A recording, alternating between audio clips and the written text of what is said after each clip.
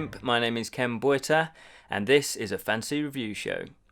If you want to know more about me, please check out episode 1. Today's show, we're going to be reviewing the epic fantasy A Song of Ice and Fire by George R.R. Martin, otherwise known as A Game of Thrones. Now, a lot of you will obviously have read these books. You may well have seen the TV show. They are immensely popular. I believe there's about 24 million copies of the book sold in the US alone. So worldwide, that's obviously going to be more.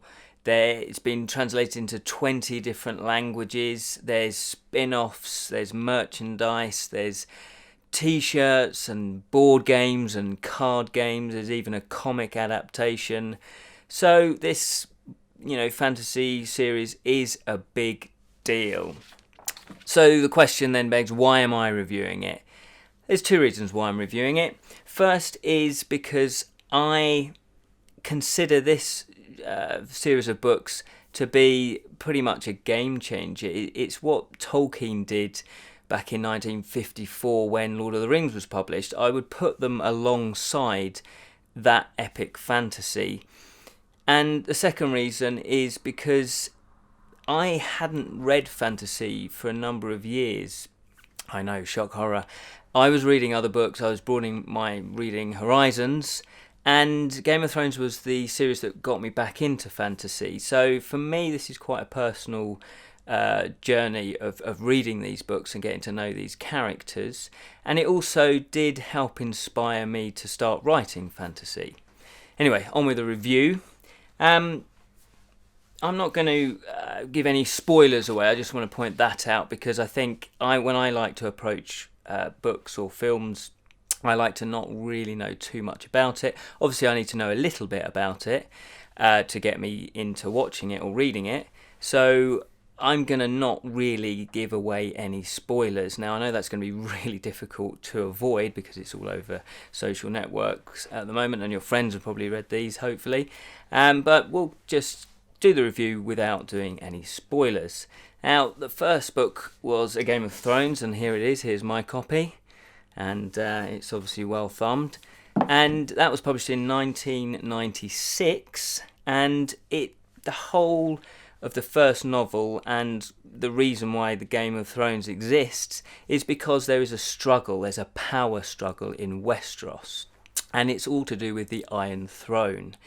And there's lots of different families that are very powerful families that are all struggling to conquer the Iron Throne and rule the land.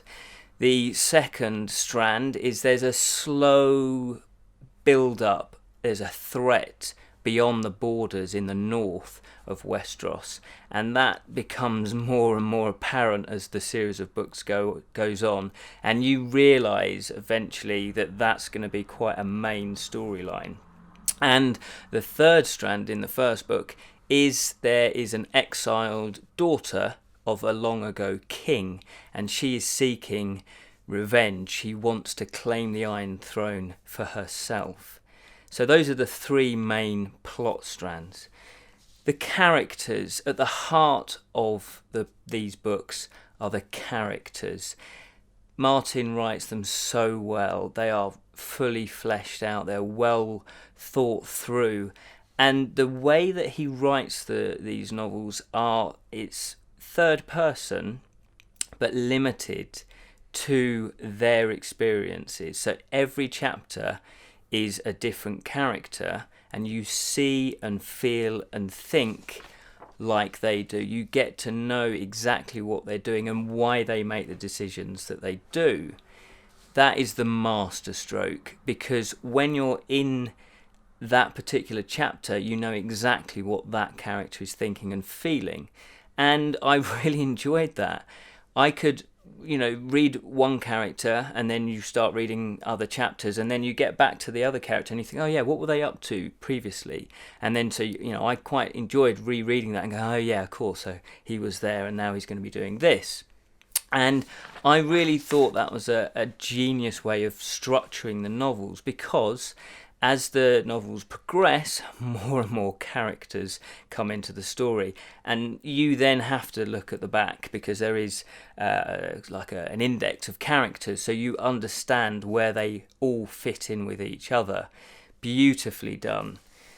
I found myself really caring about the characters and wanting them to succeed. And the clever thing about the way he writes about the characters is they each face moral decisions, and it all depends on their circumstance and what happens to them as to what they're going to do. Now, sometimes you might not agree with the characters, but because you've invested and you care about the characters, you kind of go along with what they're doing.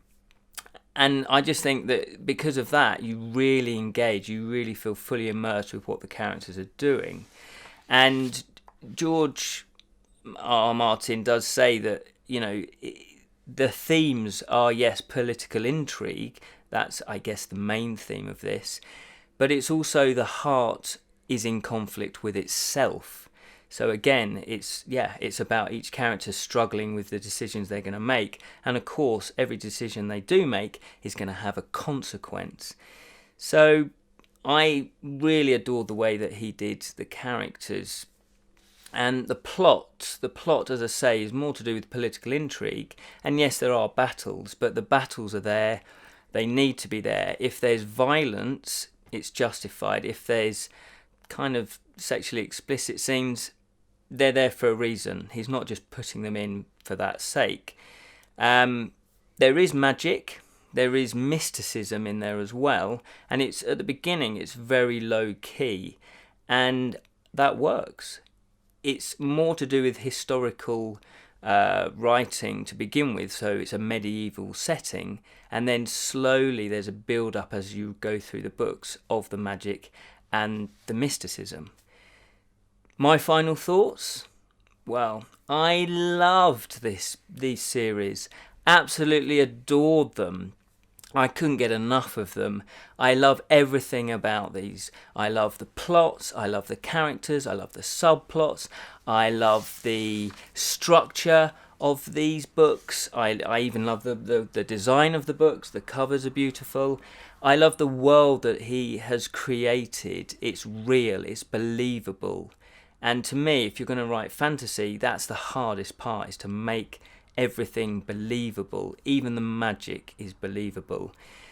I devoured every single page, and as you can see, there are thousands of pages and probably hundreds of characters. I loved every single one of them.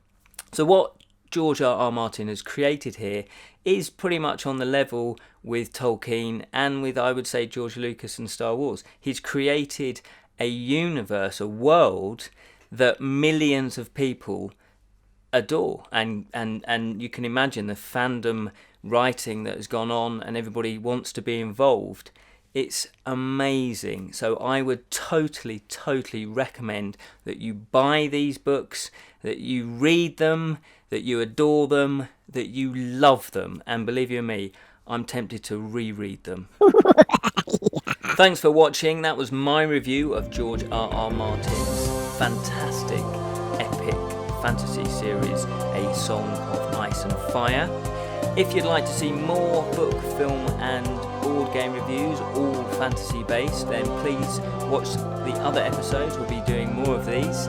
Remember to subscribe, please subscribe. And all that remains for me to say is, I hope you enjoyed that, and we'll see you next time.